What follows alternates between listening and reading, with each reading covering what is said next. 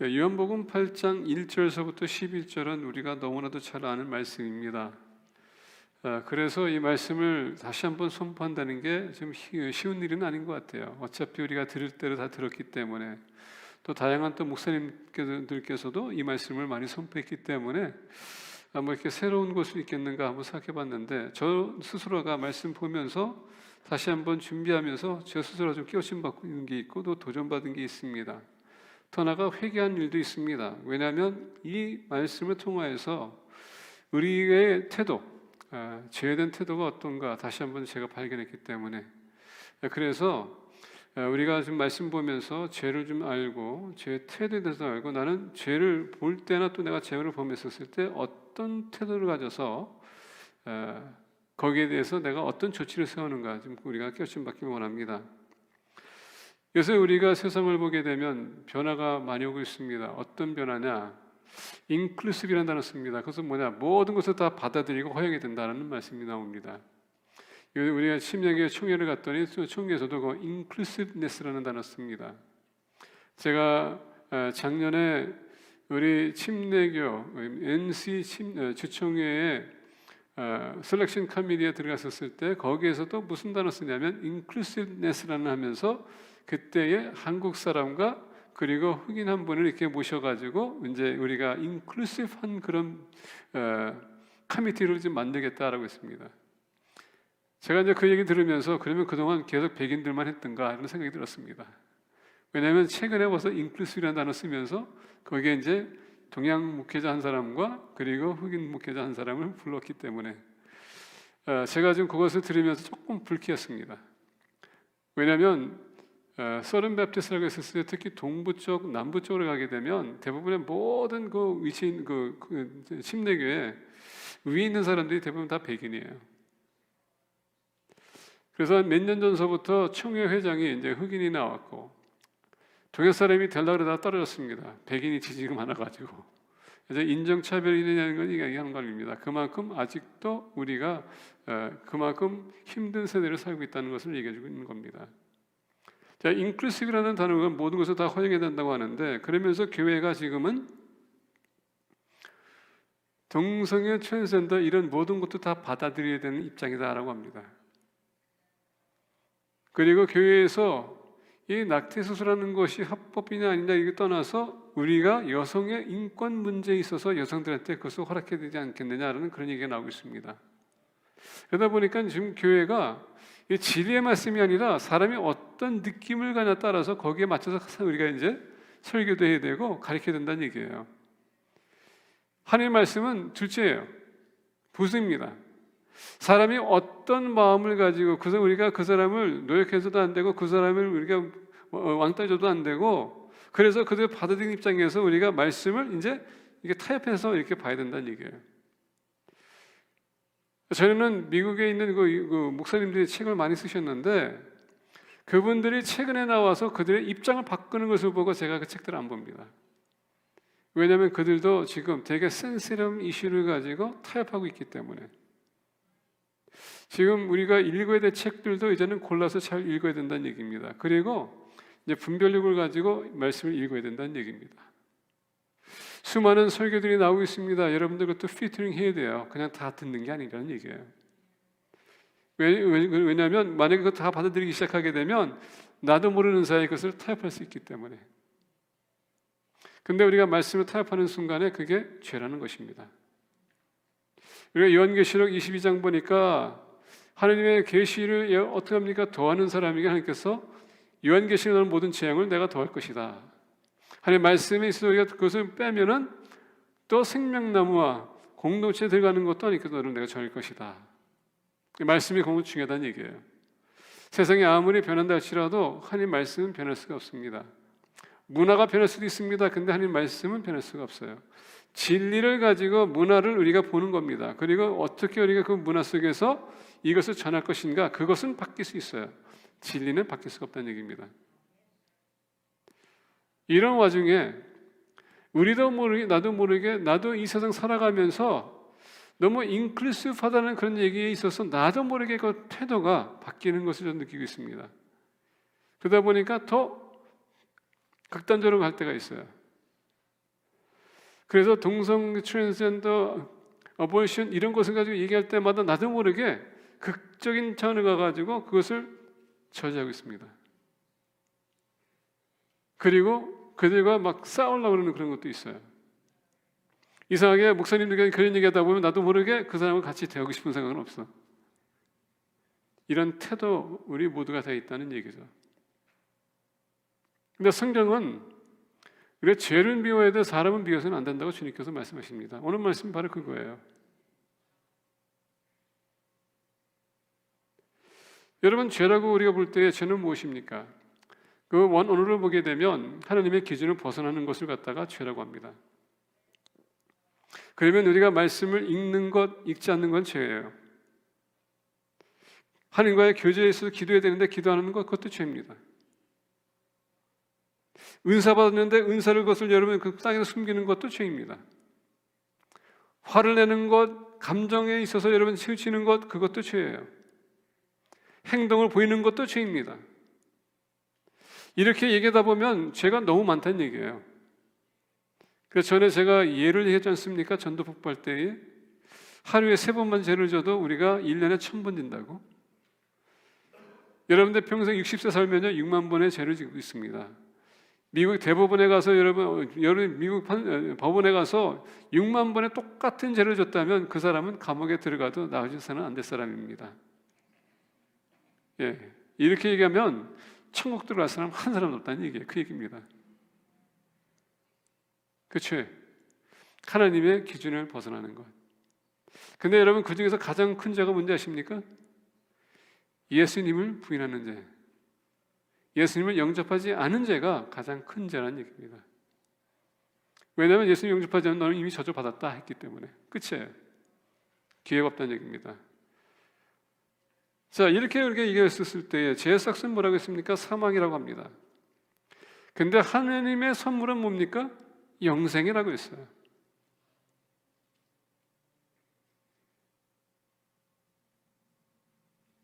그래서 예수 그리스도 영접하게 되면 우리가 사망에 들어가는 게 아니라 우리는 영생을 얻는 것은 주님께서 십자가에서 우리의 죄값을 치르셨거든요.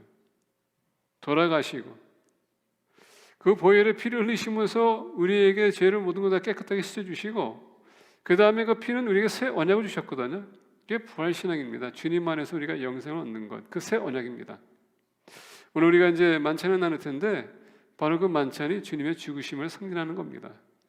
우리가 침례받지 않습니까? 그것 또한 예수님의 죽으심과 부활하심을 상징하는 거예요. 죄의 문제 어떻게 해결할 것인가? 오늘 본 말씀 보게 되면 예수는 감난산으로 가시니라. 예수님께서는 늘 제자들을 데리고 감난산으로 갔습니다. 거기서 기도를 했습니다. 이스라엘 가서 감난산을 보니까 그 나무들이 그때 당시 있었던 나무는 아직도 존재하고 있더라고요. 그리고 아직도 거기는 감람이 있어요.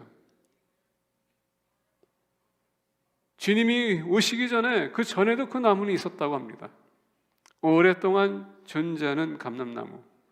주님께서는 거기 가서 어떻게 합니까? 계속 기도하시는 모습 볼 수가 있어요. 주님이 붙들리시는 날에도 마찬가지, 그날도 마찬가지로 감람산에 가서 기도하셨다라고 합니다. 왜 주님이 감람산을 갔을까? 그가 이른 아침에 모든 걸 시작하기도 전에 아버지와 교제했고, 그리고 그의 모든 설계에 맞췄을 때도 그는 하나님과 같이 교제했다는 것을 알 수 있어요. 왜?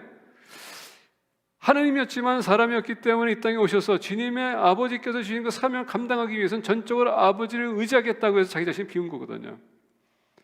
그러면 인간이기 때문에 죄의 요소가 얼마나 많은지, 탈피할 것이 얼마나 많은지, 그러나 아버지의 관계 속에서 계속 기도하면서 그 뜻을 알기 때문에 어떻게 합니까? 절제할 수 있었다는 얘기예요. 예수님이라고 유혹이 없었을까요? 우리가 예수님께서 침례받고 나서 40일 동안 그가 금식하시고 사단에게 유혹받았다라고 합니다. 근데 어떻게 했어요? 물리쳤어요. 왜? 어떻게? 말씀으로.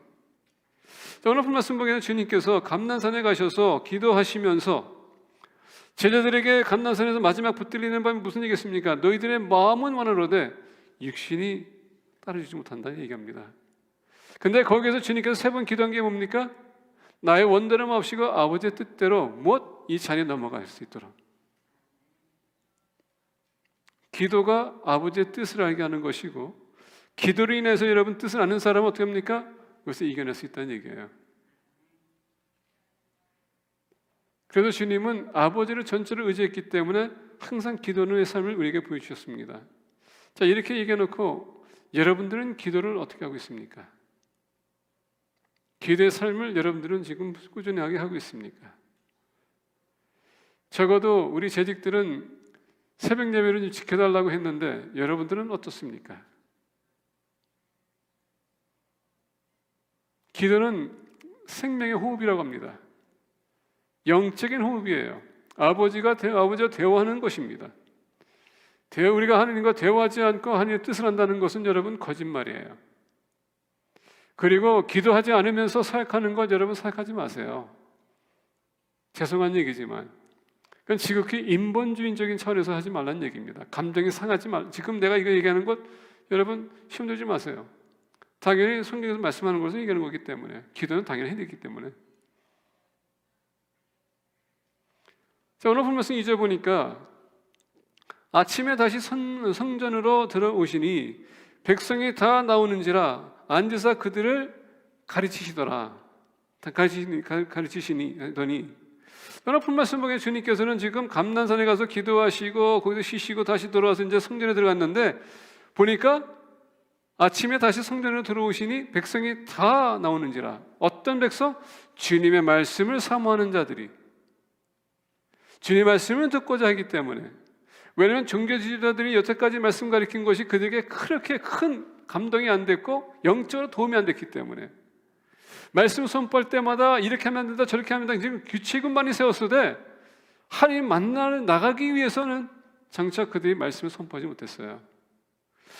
종교 지도자들은 주님의 앞에 나가는 백성들에게 걸림돌이 됐다는 얘기입니다. 왜? 너무 규칙을 많이 세웠기 때문에, 너무 많은 율법들을 세우기 때문에 나가기가 그렇게 힘들었다는 얘기예요. 근데 주님이 와서 말씀 선포하는데 틀려요. 차원이 틀립니다. 주님이 왜 이렇게까지 말씀을 가리키는가? 죄의 근본적인 문제는 뭔지 아십니까? 말씀을 모르기 때문에 죄를 짓는 거예요. 안다면 죄를 지겠습니까? 자, 그렇다면 우리 믿는 사람들이 오늘날 우리가 죄를 짓는 이유가 뭐라고요? 말씀을 모르기 때문에. 그러면 여러분들은 말씀을 얼마나 지금 알기 위해서 노력하고 있습니까? 말씀만 아는 것이 아니라 여러분 기도해서 하나님의 뜻을 깨우침받고 살아가는 것이 우리에게 절실하게 필요한 건데 우리는 너무 소홀히 한다는 얘기죠. 말씀을 모르기 때문에 우리가 죄를 범하는 겁니다. 말씀을 안다면 우리가 절제가 될 수 있어요. 그래서 계속 강조하는 게 성경 공부도 하시고 큐티도 하시고 말씀을 읽으라는 겁니다. 근데 거기서 멈추지 마시고 말씀을 읽었다면 여러분 그 문제 아십니까? 하나님께서 지금 우리에게 말씀해 주시는 거예요. 그러면 여러분들이 기도로 나가야 되겠죠. 하나님께 이제 말씀을 드려야죠. 이 말씀 통해서 하나님께서 나에게 이렇게 말씀하셨군요. 알았습니다. 제가 이렇게 하겠습니다. 하고 거기에 대한 반응이 있어야 돼. 그리고 거기서 말을 하고서 끝나면 여러분 무슨 또 소용이 있습니까? 삶이 따라줘야지. 그러면 그렇게 기도했다면 살아가야 됩니다. 그래서 아침마다 여러분들 큐티하시고 한 가지라도 여러분들이 주님께 고백하고 서약하는 것, 그걸 실천하시라는 얘기입니다. 그럴 때 우리는 하나님의 뜻을 더 아는 것이고 실천하는 거예요. 그게 하나님을 영원하게 하는 것입니다. 근데 말씀을 모르기 때문에 주님은 말씀 가르치는 사역을 한 겁니다. 그리고 살아갈 수 있는 살아가는 방법도 주님께서 보여주시는 겁니다. 근데 여기에서 항상 문제가 되는 사람들이 있어요. 오늘 우리의 죄에 대한 우리의 태도에 대해서 새 인물을 여러분들에게 소개하면서 이분들이 죄를 어떻게 받아들이고 어떻게 거기에 대한 반응을 보였나 좀 보기를 원합니다. 자, 오늘 본 말씀 첫 번째 인물들이 나오는데 서기관들과 바리새인들입니다. 이 사람들은 종교 지도자들이에요. 서기관은 말씀을 기록하신 사람들이고 이때 당시에 원래 변호사들이었습니다. 그리고 이 서기관들은 말씀도 가르쳤어요. 바리새인이 나옵니다. 바리새인은 랍비들입니다. 랍비들은 뭡니까? 또 이 사람들도 말씀을 가르치는 사람들이라 하나님 말씀을 너무 잘 안 듣는 사람이었었어요. 근데 이들은 항상 말씀은 알았지만은 말씀대에서 알았지만은 그들이 말씀대로 살아가지 못하는 게 왜 이유가 뭐냐? 그들이 그 말씀을 제재되는 게 너무 많다 보니까 이것을 어떻게 하면 우리가 지금 피해서 우리가 움직일 수 있을까 해서 그들이 루포를 만들었어요. 그 법을 바이패스할 수 있는 것. 그게 율법이 된 겁니다. 그래서 율법주의자가 되는 거예요. 근데 주님께서 오셔서 진리의 말씀을 다시 해석하다 보니까 이들이 충격받는 반면에 또 많은 사람들이 주님을 따라가다 보니까 이제 본인의 제자들이 뺏기는 상황에 안 되겠다, 어떻게 해서라도 이 사람을 막아야 되겠다 하는 것이 지금 이들의 모습이거든요. 그래서 오늘 말씀 보게 되면 특히 8절에 6절에 그들이 이렇게 말하면 고발할 조건을 얻고자 어떻게 해서 주님을 고발해서 가리키는 것 못하게 하고 주님 앞에 나오는 것도 못하게 하고 더 나아가 제자들 뺏기는 것도 못하게 하고 심지어 주님을 죽여서 더 이상 우리가 신경 쓰지 않아도 됐겠다는 그런 차원에서 지금 주님을 어떻게 해서 고발하고자 그들은 계획을 세우는 것입니다. 자, 오늘 3절 보니까 서기관들과 바리새인들이 음행 중에 잡힌 여자를 끌고 와서 가운데 세우고 예수께 말하되 선생이여 이 여자가 간음하다가 현장에서 잡혔나이다. 자, 간음한 여자를 두고서 지금 이들이 그 여인을 데려왔습니다. 주님 앞에 물어보는 겁니다. 예수께 말하되 선생이여 이 여자가 간음하다가 현장에서 잡혔나이다. 모세는 율법에 이런 여자를 돌로 치라 명하였거니와 선생은 어떻게 말하겠나이까? 얼마나 상황이 변했는지 말씀을 가리키다가 지금 종교지도자들이 이 여인을 간음하는 여인을 데려와서 지금 주님 앞에 바쳤습니다. 근데 여러분 이 말씀 보게 되면요 어떤 뜻을 갖고 있냐면 음행 중에 잡힌 여자, 여러분 간음하는 중에 잡힌 여자라는 얘기예요. 지금 남자와 여자와 지금 그 관계를 맺는 상황에서 잡혔다는 얘기예요. 그래서 오늘 말씀 보게 되면 여자를 끌고 와서 예수께 말하되 선생님 이 여자가 간음하다가 현장에서 잡혔다고 했습니다. 근데 여러분 지금 이게 어떤 시츄에이션이 아십니까? 남자와 여자 만나서 간음하다가 지금 그들한테 붙들려가지고 지금 끌고 왔다는 얘기예요. 지금 여자는 벌거벗고 있다는 얘기예요. 왜냐하면 이때 사회에서 만약에 간음하다 걸리잖아요. 그러면 그 모든 사람들에게 밝히는 거거든요. 그 난체를 가지고 나와서 사람들에게 창피를 주는 겁니다. 그리고 그 돌로 쳐서 죽이는 거예요. 얼마나 지금 이 종교 지도자들이 잔인한가. 적어도 이런 디센스가 있다면 여자한테 옷을 입혀서 데려나와야 되는데 그냥 끌고 왔다는 얘기예요. 얼마나 황당스러운 일입니까? 이 종교 지도자들은 이 여인에 대해서 조금도 자비가 없습니다. 조금도 존중도 안 합니다.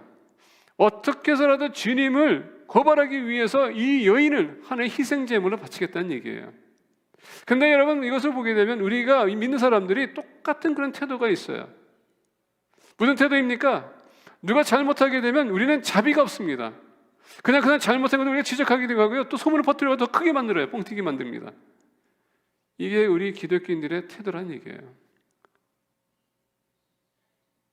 우리 믿는 사람들을 용서해주고 허물도 덮어주고 그 사람 권면해주고 세워줘야 되는데 그게 아니라 그 사람을 우리가 그냥 어떻게 해서라도 매도하기 위해서, 죽이기 위해서, 창피를 주기 위해서 그 사람들의 허물을 그냥 다 퍼뜨려버려요. 오늘 이 종교지도자들 여자에 대한 존중도 없고 사람인데 사람 취급도 안 하고 이 여자를 주님 옆에 데려왔는데 여러분 지금 어디에 있다고요? 아침에 다시 성전으로 들어오시니 백성이 다 나오는지라 앉으사 그들을 가르치더니 성전이라고 했습니다. In the temple courts. 하나님을 만나러 위해서 나온 사람들, 제사를 바치기 위해서 나온 사람들, 이 템플 컷에 지금 주님께서 가리키고 있는데 그 여인을 어떻게 했다고? 데려왔어요. 여러분 원래 율법주의 종교 지도자들은 어떤 죄나 그 성전 근처도 못 가게 하는 것인데 그 여인을 데려왔다는 얘기입니다. 이 스스로가 뭘 얘기했냐면 하나님의 말씀과 전략을 중요하지 않고 주님을 고발하기 위해서는 이 여인을 반드시 데려갈 수도 있겠다. 그겁니다. 분별력도 없고 상식도 없다는 얘기예요. 죄된 태도, 너무 자비가 없습니다. 무자비합니다. 그리고 너무 공포스러운 사람들이에요. 한 여인을 아예 주님을 거부하기 위해서 자기의 수단 방법 다 동원하는 것. 예수께 말씀을 말하되 선생이여 이 여자가 간음하다가 현장에서 잡혔나이다. 모세는 율법에 이러한 여자를 돌로 치라 명하였거니와 선생은 어떻게 말하겠나이까? 여러분 이 말씀을 보면서 우리가 또 여기에서 말을 하는 것이 있는데 현장에서 간음하는 사람을 잡았다라면 그 남자는 어디 갔어요?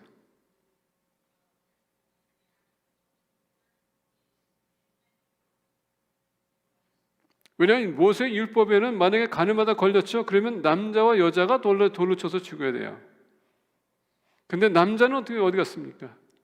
그래서 이 말씀을 보게 되면 여기서 이 바리새인들과 서기관들과 이 남자와 짜서 이 여자를 꾀해가지고 그렇게 하다가 마치 걸린 것처럼 해서 조작했다는 얘기예요.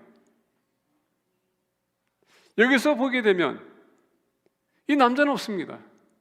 여러분 이 바리새인들과 종교들의 지도를 보면 자기하고 친한 사람들은 커버해 줄 수 있지만은 친하지 않은 사람은 그냥 고발하기 원한다는 얘기예요. 우리는 혹시 그러지 않습니까? 나하고 친하게 지내는 사람들은 잘못했음에도 불구하고 커버 다 해줘요. 우리는 그게 용서가 돼. 근데 나와 상관이 없는 사람은 계속 손가락질 합니다. 그게 여러분 오늘날 사회 아닙니까? 동성애들이나 여러분 우리가 천수잔도 보게 되면 우리는 계속적으로 뭐 하지만 우리가 죄를 지는 것은 속해가 우리가 덮으려고 그럴 때가 많아. 더 나아가 또 우리 공동체에 있지만 나와 그만큼 친하게 지내는 사람은 용서가 돼. 근데 나하고 친하지 않은 사람은 우리가 그것을 다 얘기해버려요. 우리의 죄에 대한 태도. 주님이 그것을 다 보고 계십니다. 내 허물도 있는데 왜 내 허물을 보지 못하고 왜 남의 허물만 보느냐. 우리는 우리 것을 못 봅니다. 왜 내가 맞다고 생각하니까. 근데 여러분들의 기준과 하나님의 기준은 틀리거든요. 우리는 주님의 기준을 가지고 살아가야 되는데 그게 아니라 우리 기준을 가지고 살아갈 때가 많아. 오늘 말씀 보니까 이 남자는 없습니다. 주님을 고발하기 위해서 이들이 반드시 그 남자도 데려와야 되는데 안 데려왔습니다. 자, 그렇다면 이 여자는 어떤 여자인가? 공범인가?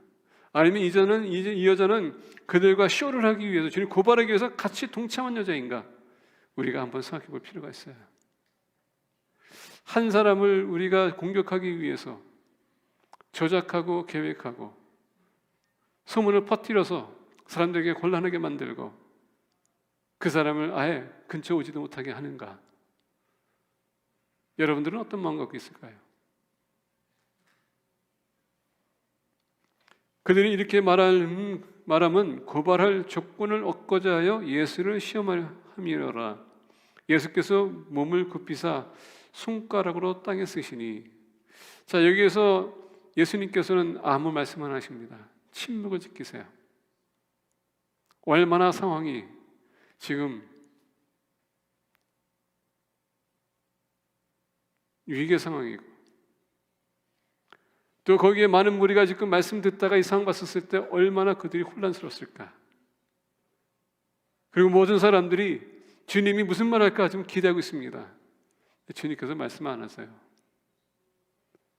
아마 이때 당시에는 그 사방에서 들려오는 소리가 다 들렸을 겁니다. 너무 조용하기 때문에. 주님은 이 와중에 한마디 안 하십니다. 왜냐하면 우리 마음을 아시기 때문에, 종교 지도자들 마음을 아시기 때문에, 그 여인의 마음도 알고 계세요. 주님은 말씀 안 하세요. 무슨 얘기나 너희들이 하고자 하는 것 너희들의 선택이기 때문에 나중에 두고 보자, 그 얘기예요. 여러분, 우리가 믿는 사람이라 해서 죄를 범했는데 주님께서 지금 당장 치지 않습니다. 우리는 그것이 오케이라고 생각하고서 계속 범할 수 있어요. 말씀 듣고 가서 범할 수 있습니다. 괜찮네, 또 가서 범합니다. 우리는 항상 얘기합니다. 나는 회개하면 되지. 근데 또 범해. 또 회개하면 되지. 이게 습관이 된다는 얘기입니다. 근데 주님은 침묵을 지키세요. 자, 이 관점에서 이제 저 여자를 보기 원합니다. 여자에 대한 태도는 어떤가? 오늘 본 말씀 보게 되면 3절에 서기관들과 바리새인들이 음행 중에 잡힌 여자를 끌고 와서 가운데 세우고, 여러분 생각해 보세요. 간음하는 도중에 여인이 붙들렸습니다. 얼마나 창피스러울까요? 근데 여러분, 이때 당시에 간음한다는 것이 이렇게 쉽게 발견되는 게 아니거든요. 사람들의 눈을 벗어나서 하는 거기 때문에. 근데 이것을 보게 되면, 그래서 많은 어떤 신학자들은 이게 지금 조작해서 여인과 같이 협력해서 이 시인을 만들었다 이렇게 얘기하는 겁니다. 근데 이 여자는 이렇게 간음해서 이렇게 해서 걸려서 끌고 왔지만은 본인은 모를 겁니다. 그것도 하면서 또 보낼 수도 있어요. 왜? 남자와 서기관들과 바리새인들이 서로 짜고서는 이 한 여자를 데려와가지고 이렇게 해놓고서는 유인해서 이 상황에 말리게 해놓고 이제 본인은 싹 빠졌기 때문에 여자는 얼마나 황당했을까. 이렇게 종교 지도자들과 그 남자와 같이 이렇게 짜고서 만들 수 있는 시츄에이션에 본인은 아무것도 모르고 이 남자가 유혹했기 때문에 거기에 넘어갔는데 이제 나 보니까 지금 끌려왔어요. 얼마나 황당한 시츄에이션인지. 더 나아가 그 남자에 대한 배신감, 얼마나 충격적일까. 예수께 말하되 선생이여, 이 여자가 간음하다가 현장에서 잡혔나이다. 거기에다가 목욕감, 아무것도 이슬 가리지 못하고 지금 끌려왔다는 것 자체. 그리고 지금 이 순간에 모세 율법에 이러한 여자를 돌로 치라 명하였거니와 이 순간에 나는 이제 죽었구나. 그리고 순간적으로 생각해 보니까 남자가 안 따라왔어. 배신감, 억울함. 이런 상황에서 여자는 어떻게 여기에 대해서 대처를 세울까? 그들이 이 말씀을, 우리가 9절 보니까 그들이 이 말씀을 듣고 양심의 가책을 느껴 어른으로 시작하여 젊은이까지 하나씩 나가고 오직 예수와 그 가운데에 섰는 여자만 남았더라. 자, 여러분 생각해 보세요. 예수님이 거기서 이제 몸을 굽히시고 땅에다 쓰고 있습니다. 그 여자가 거기 서 있습니다. 주님 거기 있어요. 눈과 눈이 마주칠 겁니다. 마치 베드로가 주님의 눈이 마주친 것처럼 이 순간도 그 여인에게 맞췄을 때 죄책감, 얼마나 지금 떨리고 있을까. 이 와중에 본인은 배신감을 느꼈고 더 나아가서 나는 아무것도 몰랐었는데 괜히 따라가가지고 이렇게 됐습니다 할 수 있어요. 근데 이 여인은 또 반면에 그 남자는 어디 있었냐고 군인이 얘기했을 거예요. 누군가가 자기의 죄를 핑계를 삼아서 넘길 수 있는 사람을 구할 수도 있었다는 얘기예요. 원래 많은 사람들이 죄를 범하게 되면 우리가 무슨 얘기합니까? 누구 때문에 내가 이렇게 했다라고 합니다. 여러분, 그건 아니에요. 누구 때문에 내가 죄를 범한 것은 여러분들이 선택해서 죄진 거지 누구 때문에 진 건 아니거든요. 근데 우리가 항상 누구의 핑계를 달라고 할 때가 많아. 우리 살아가면서 우리의 생성에 여러분 하는 모든 것은 내 선택권이 있어요. 내가 할 수 있고 하지 않을 수도 있습니다. 내가 분노를 낼 수도 있고 안 낼 수도 있어요. 근데 여러분이 선택한 거거든요. 그 사람은 거기에서 나를 미혹할 수 있고 나를 여러분 유혹할 수 있어요. 근데 내가 절제하면 안 되는 겁니다. 근데 우리는 항상 누군가가 내 잘못을 핑계로 삼아서 되려고 할 때가 많아요. 누구 때문에 내가 이렇게 했다고, 누구 때문에 저렇게 했다고. 여러분, 누구의 탓이 아니라 내 탓입니다. 그러다 보니까 이 여인이 지금 주님 앞에 딱 쓰고서 어떻게 했습니까? 아무도 없습니다. 할 말이 없는 거예요. 왜? 걸렸기 때문에. 그 남자가 원망스러웠을 거예요. 근데 그 자리에 없었어요. 종교 지도자들은 어떻게 해서 고발하고자 그 죄를 범하고 어떻게 합니까? 죄를 범하면서도 자기 것을 숨기면서 한 사람을 어떻게 해서 이것을 대책을 세워서 죄를 범하게끔 하려고 그러는 거고, 한 사람은 그 죄를 범하고서 어떻게 합니까? 누구한테 핑계를 삼아서 그것을 되려고 하는 사람이고, 이 와중에 주님의 태도를 지금 보기 원합니다. 6절 보니까 다시 한번 그들이 이렇게 말하면 고발할 조건을 얻고자 하여 예수님은 그들의 계획을 다 알고 계십니다. 그러다 보니까 예수를 시험함이로라. 예수께서 몸을 굽히사 손가락으로 땅에 쓰시니. 자, 예수님께는 답변을 하는 이유 중에 두 가지 이유가 있습니다. 첫 번째, 만약에 예수님께서 이 여인을 돌로 쳐서 죽이라고 했다면 여러분, 예수님이 로마법에 걸립니다. 왜? 사람은 종교법 바깥에서 누구도 죄를 여러분 죽일 수는 없어요. 사형 선고 내릴 수 없습니다. 그 모든 것은 원래 로마한테 넘어갑니다. 로마법으로 넘어가요. 두 번째는 뭐냐? 예수님께서 그동안 사랑하라, 용서하라, 흠을 덮어주라고 했는데 이 여인에 대해서 죽이라고 했기 때문에 여러분, 도덕적인 면에서 주님이 걸려요. 그리고 율법적으로도 그분이, 주님께서 걸립니다. 이래 보니까 이렇게도 말할 수 없고 저렇게도 말할 수 없어요. 근데 주님은 뭡니까? 나를 고발하고자 그들이 어떻게 해서라도 어떤 방법을 찾고자 했기 때문에, 알고 계시기 때문에 어떻게 합니까? 주님이 몸을 굽히시며 손가락으로 땅에 쓰시니 그들이 묻기를 맞이 아니하였는지라 이에 일어나 이르시되 너희, 이제 주님께 다시 일어납니다. 너희 중에 죄 없는 자가 먼저 돌로 치라 하시고, 자, 주님께서 뭐라고 했습니까? 너희들 중에 죄가 없는 사람이 먼저 돌을 치라고 했습니다. 여러분, 우리는 다 죄인입니다. 의인은 없나니 하나도 없다고 했어요. 근데 나의 죄는 우리가 다루지 못하면서 왜 남의 죄를 가지고 우리가 얘기할 때가 많습니까? 나는 얼마나 많은 죄를 짓고 있는데 왜 남의 죄를 가지고 우리가 얘기하려고 그래요? 여러분, 나의 죄는 내가 하나님 앞에 나가서 해결할 수 있는 것이지 남의 죄를 해결할 수 있는 게 아니거든요. 근데 여러분, 죄를 지적하는 것, 그 사람에 도움이 되고 권면이 되고 사랑해 주는 것이 못한다는 것 자체가 여러분 죄인 거 아시죠? 그래서 사도 바울이 우리가 고린도 후서를 보게 된 2장에 예수님께서 1장에 보게 되면 자기 새엄마와 가늠한 남자에 대해서 그를 책망하라고 했습니다. 근데 2장에, 우리가 후서 2장에 가게 되면 그를 받아들이고 어떻게 합니까? 권면하고 그를 세워주고 사랑하라고 합니다. 우리는 책망하는 걸 좋아하는데 사랑하는 것을 더디할 때가 많아요. 용서하는 것을 더디한다는 얘기예요. 그렇기 때문에 우리는 용서에게 우리는 더 힘써야 된다는 얘기죠. 자, 예수님께서 얘기합니다. 너희 중에 죄 없는 자가 먼저 돌을 치라 하시고 다시 몸을 굽혀 손가락으로 땅에 쓰시니. 자, 여기서 보면은 이 몸을 굽혀 손가락으로 땅에 쓰신다는 것은 그때 당시에 이스라엘 백성들로 하여금 이건 제스처라는 얘기입니다. 때는 침묵을 지키기 위해서 땅에다 이렇게 글 쓰는 게 그게 하나의 풍습이라는 얘기입니다. 근데 오늘 말씀 보면은 여러 가지 신학적인 차원에서 이 쓰셨다고 했었을 때 뭘 썼을까? 뭐 십계명을 썼을까? 또는 그냥 낙서를 했을까? 그림을 그렸을까? 근데 여기서 쓴다는 단어가 보게 되면 원래 그라프라는 단어 쓰거든요. 근데 이 단어는 그라프라는 단어 쓰지 않습니다. 거기다 목록을 썼다라고 합니다. 목록, list of things라고 합니다. 주님께서 여러분 무릎 꿇으시고 여러분 몸을 굽히시고 땅에다 글을 쓰는데 뭘 썼을까요? 십계명의 리스트를 썼을까요? 아니면 그 모든 사람들의 죄를 하나씩 하나씩 지워 썼을까요? 그래서 오늘 말씀 보니까 그들이 묻기를 맞이 아니하는지라 이에 일어나 이르시되 너희 중에 죄 없는 자가 먼저 돌로 치라 하시고 다시 쓰기 시작했다고 합니다. 아마 우리가 그때 당시에 돌아가서 주님께서 못 쓰신 일을 봤다면 얼마나 좋을까요?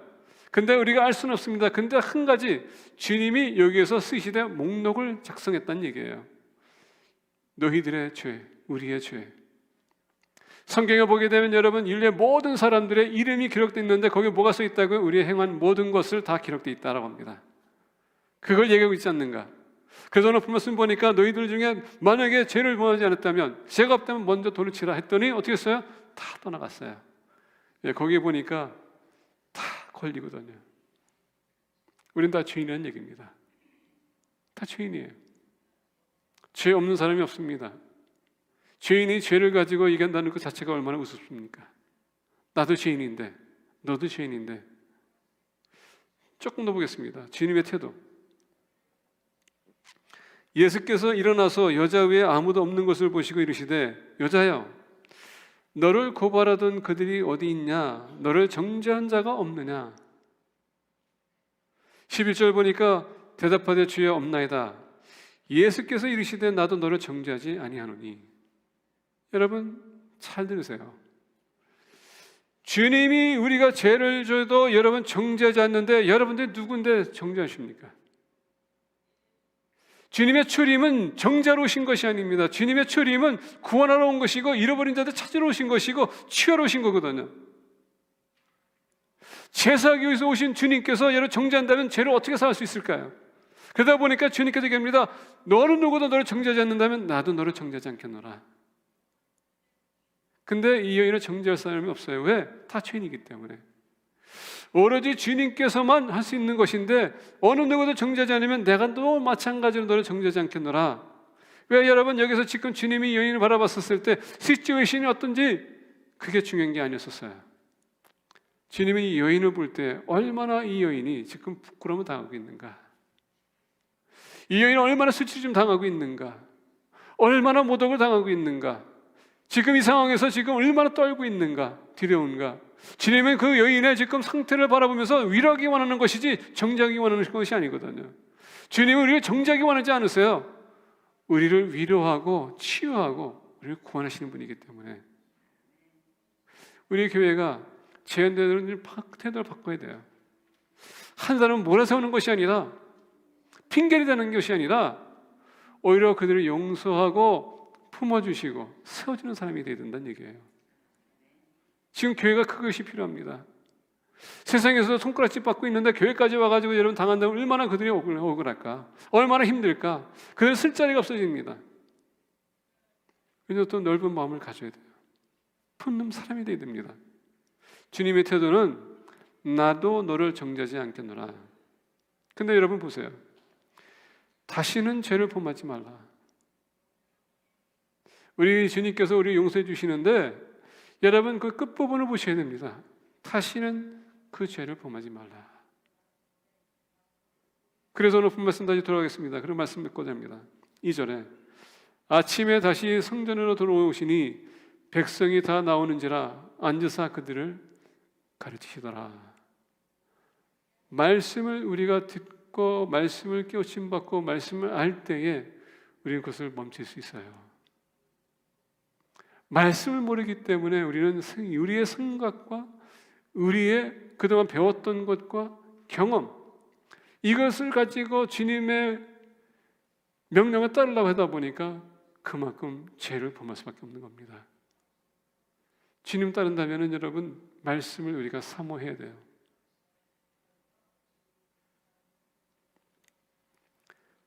말씀을 맺고자 합니다. 주님을 우리의 죄를 정죄하지 않는 분이십니다. 주님 안에서 이제 예수님을 영접한 사람들은 더욱더 주님께서 그 죄를 용서해 주신다고 말씀하셨습니다. 우리 형제자매들이 혹시나 우리에게 죄를 범하게 되면 여러분 넓은 마음을 가지세요. 용서해 주세요. 품어주시고 세워주시고 위로해 주시고 그의 손을 붙들고 여러분 같이 이제 주님 앞에 나가는 그런 더 큰 사람이 되고 승리하는 사람이 되기를 원합니다. 전에도 말씀드렸습니다. 안희식 사모님, 그럴 수도 있지. 사람은 모르기 때문에 여러분 그들이 잘못하는 건 할 수 있어요. 안다면 했겠을까요? 그들이 한 것을 가지고 얘기할 것이 아니라 이제 어떻게 하면 그것을 고쳐나갈 수 있을까? 우리가 그것을 멈추게 할 수 있을까? 그것을 우리가 가르쳐주는 것이 믿는 사람의 도리입니다. 우리는 이제 의로운 것을 알아요. 의로운 모습으로 살아가는 노력하고 있지 않습니까? 우리가 그것을 가르쳐줘야 돼요. 우리가 여러분들께 보시게 되면은 우리가 다 알아요. 배경도 다 알고 듣는 것도 많아. 그럴 수도 있습니다. 왜냐하면 말씀을 모르고 주님을 잘 모르기 때문에 지금 막 배우는 입장이기 때문에 지금 시간을 주시라는 얘기입니다. 그리고 여유롭게 그들을 여러분들 품어주세요. 그럴 때 우리 교회가 더욱더 건강해질 수 있습니다. 사도 바울이 고린도전서를 보게 되면 사랑에 무슨 유익이 있다면, 권면이 있다면 우리가 한 마음, 한 목적, 한 비전을 가지고 우리가 같이 힘있게 나가라고 합니다. 그게 교회의 모습입니다. 사랑을 위해서, 권면을 위해서, 위로를 위해서 힘쓰는 공동체가 되기를 축복합니다. 기도하겠습니다.